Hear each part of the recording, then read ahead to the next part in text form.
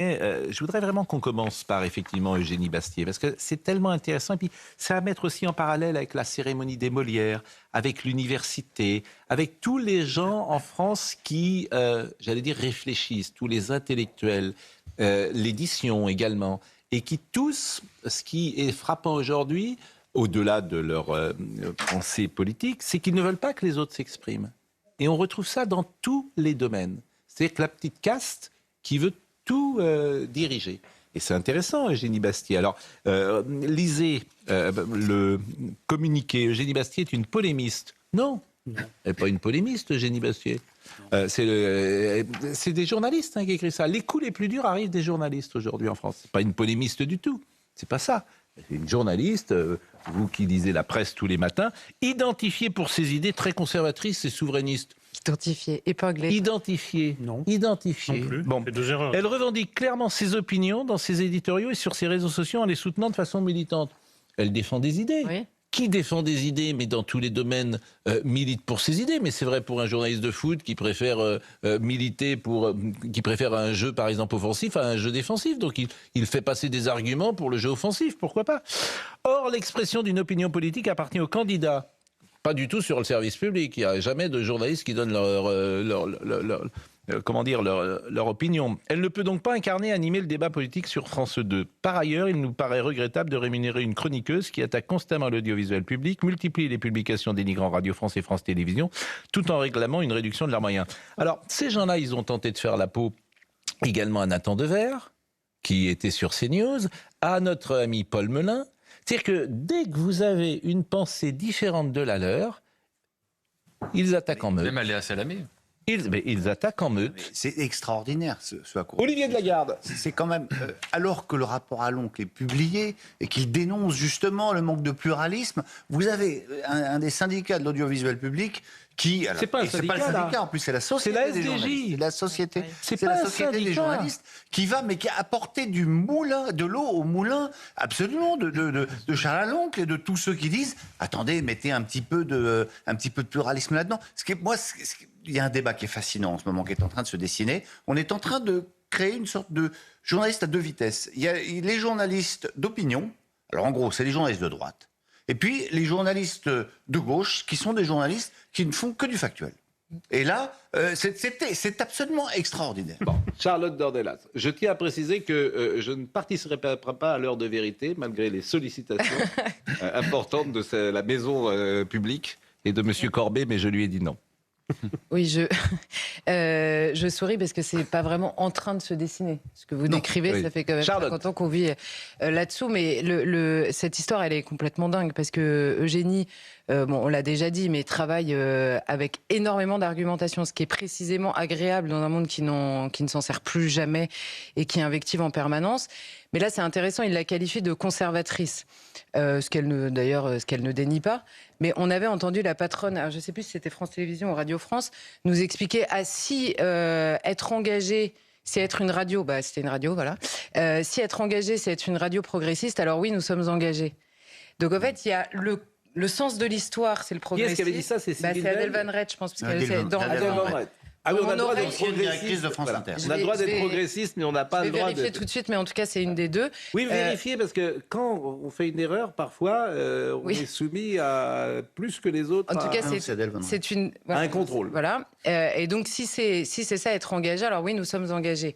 Donc voilà, il y a la neutralité qui est le progressisme, et donc quiconque interroge ce progressisme, le remet en cause ou veut conserver certaines choses que le progressisme voudrait abattre, qui est une des définitions du conservatisme, eh bien ça devient insupportable.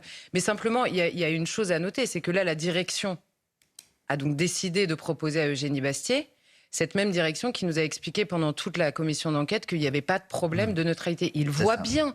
Il le voit bien. Là, franchement, au-delà de toute polémique, il voit bien que la réaction à leur propre décision, ils n'ont pas, a priori, engagé une représentante du nazisme en 2026. Enfin, j'ose imaginer que ce n'est pas ce qu'ils ont tenté de faire. Donc, ils voient bien que leurs propres journalistes ne sont pas capables d'accueillir une journaliste qui, en effet, a des nuances qui ne sont pas les leurs. Mais si les nuances d'Eugénie Bastier ne sont pas les leurs, c'est donc bien qu'ils en ont également. Et ça, si la direction pouvait s'en rendre compte, et par ailleurs, au-delà de la question de la polémique, Si on pouvait comprendre que derrière, surtout dans un monde de droits individuels revendiqués en permanence, renvoyer en permanence des personnes à une espèce de groupe informe et non défini jamais, mais simplement extrêmement diabolisant, c'est blessant par ailleurs. Eugénie, c'est aussi une jeune femme qui a le droit de ne pas se faire insulter toute la journée pendant 3 jours. Elle ou tous les autres qui passent de jour en jour. Franchement, c'est blessant. C'est une machine à laver qui détruit des gens, vraiment. Et ça, j'ai du mal à comprendre. Ces curées permanentes, il y a des personnes. Et là, il n'y a derrière. plus question de femmes ou d'hommes. Non, mais Eugénie. Tout est permis. Oui, Eugénie a perdu le droit d'être une femme à cause de ses idées. Non, mais moi, je suis un... Écoutez, j'ai toujours envie d'applaudir quand vous... Non, mais non, arrêtez. Ça suffit, Pascal. Non, mais moi, je fais partie du fan club d'Eugénie Bastier. Je trouve que ses Éric papiers dans le Nolot. Figaro sont remarquables, en effet, parce qu'ils sont argumentés. Non pas parce qu'elle exprime une opinion, mais parce qu'elle exprime une pensée. C'est pas tout à fait la même chose. On est là pour penser quand même. Je vois pas en quoi on serait des gens neutres. Alors moi, je le dis et je le répète, j'ai été très longtemps un auditeur très fidèle et exclusif du service public, notamment de la radio, et je vous dis que la radio publique n'est plus même une radio d'opinion, mais une radio de propagande continue. C'est-à-dire du matin au soir, la radio publique fait de la propagande. Et quant à la télévision, Mme Ernotte a vendu la mèche en disant « Moi, je suis pas là, on n'est pas là pour représenter la France telle qu'elle est, mais telle qu'elle devrait être ». Donc soit c'est de la schizophrénie, parce que c'est quand même une définition un peu psychiatrique de ne pas voir les choses telles qu'elles sont, mais laissons ça de côté. Mais simplement, voilà, elle n'est pas là pour rendre compte de la France dans sa diversité, mais de la rendre compte selon son propre prisme idéologique. On ne peut pas dire mieux, elle l'avoue elle-même. Alors Vincent Hervouet est avec nous et je sais que quand on parle du service public, il est un peu ennuyé, Vincent. Pourquoi ? Parce qu'il a fait toute sa carrière ou une partie de sa carrière sur le service public, que vous avez créé France Info, etc. Mais ce service public n'était pas à l'époque comme il est aujourd'hui. C'est ce que dit Éric Nolot. Il n'était pas de la même manière aussi intolérant à la pensée divergente, ce qu'a très bien dit... ce qu'a très bien dit Charlotte. J'ai élu à la déléguée du personnel, donc n'était pas trotskiste, n'était pas à ce point pénétré de cette idéologie. En même temps, vous savez, cette haine vigilante qu'on appelle la confraternité était déjà à l'œuvre. Et ce qu'on reproche à notre consoeur du Figaro, c'est aussi de ne pas être du clan, de ne pas être du service public, et d'avoir osé dire que, avoir osé remettre en cause le financement de la radio et de la télé d'État. Mais bon, Eugénie Bastier a l'esprit mousquetaire, elle aime ferrailler, beaucoup d'ennemis, beaucoup d'honneur. Et c'est pas ces aboiements qui vont à mon avis, la décourager. Je voulais vous faire écouter la prise de parole d'une jeune femme de l'Humanité que j'ai entendue hier, qui est très intéressante d'ailleurs. Et ça serait intéressant que cette jeune femme que vous allez écouter accepte un débat avec Eugénie Bastier. Et je pense qu'elle ne l'acceptera pas. Parce que tous ces gens, ils sont réfugiés derrière leur clavier. Ils sont tous dans la surenchère en plus, les uns par rapport aux autres. Il y a aussi... Pour montrer leur vertu. Il y a aussi une question un peu de jalousie, si vous me permettez. Ah oui, bien sûr. Oui, une grande chose, la jalousie. Le talent, c'est une insulte personnelle à beaucoup d'apparatchiks, de l'audiovisuel, oui. Ça, et Eugénie, elle a beaucoup de talent. Ça, c'est la haine, oui. Exactement, habituelle. Elle a beaucoup de talent. Et c'est pour ça qu'on peut faire un parallèle avec l'université, avec le théâtre, avec toutes ces endroits-là où il y a beaucoup... Oui, un petit peu, il me semble. Parce qu'il y a beaucoup d'universitaires qui brillent pas forcément non plus dans leur carrière, ni par leurs essais, ni par leurs livres. Alors, ils ont une manière d'exister, c'est d'attaquer CNews. C'est formidable, t'attaques CNews, t'existes. C'est leur seule manière. Donc souvent, c'est un peu les traînes patins du système. Ils sont là, ils sont en difficulté. Donc t'attaques CNews. Mais le mot apparatchik est très juste. Le mot apparatchik. Donc je vous propose d'écouter cette jeune femme qui a pris la parole et qui dit ce qu'elle a envie de dire d'ailleurs contre Eugénie Bastier.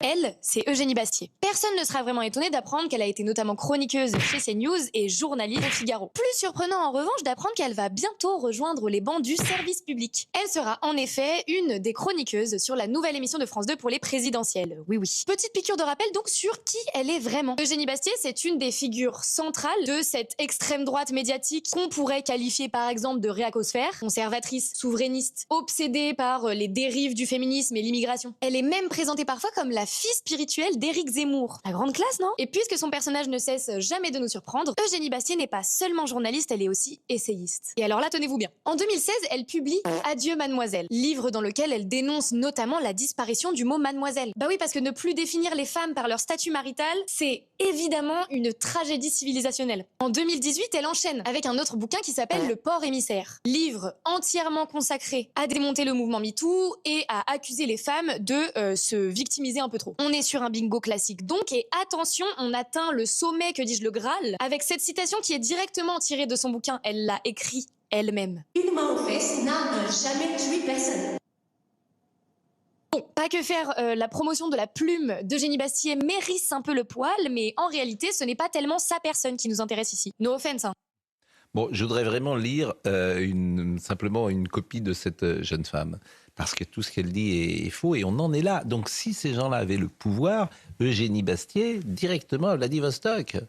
C'est ça la réalité. Et elle se réclame, cette jeune femme... Extrême droite, elle dit. Non, mais cette jeune femme se réclame d'un régime communiste qui a envoyé de fait les gens à Vladivostok. C'est ça qui est intéressant. Oui. Elle se réclame quand même du communisme, donc de 100 millions de morts. Mais ça, il n'y a aucun problème.